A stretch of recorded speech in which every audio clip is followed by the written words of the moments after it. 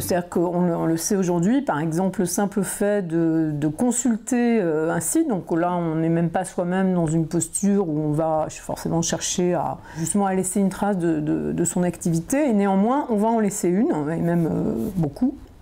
Donc les traces sont produites automatiquement. En fait, on a une traçabilité qui devient un préalable, en fait, justement à toutes sortes d'activités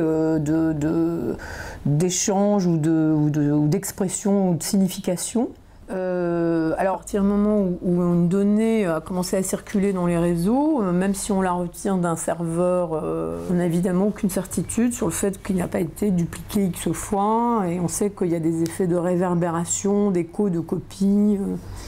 Je pense qu'on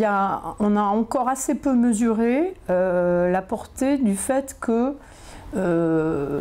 ces traces numériques en très grande quantité que nous déposons presque à flux tendu maintenant dès lors qu'on a une activité connectée, disparaissent complètement à notre vue et donc à notre appréhension, y compris donc intellectuelle. Ce qui nous échappe dans la mesure où la plupart en fait, des usagers n'ont pas les compétences nécessaires pour comprendre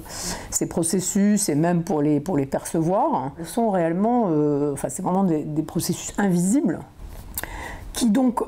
en échappant à la vue, évidemment, échappe aussi très largement à tout contrôle, ou en tout cas au contrôle de celui qui laisse des traces.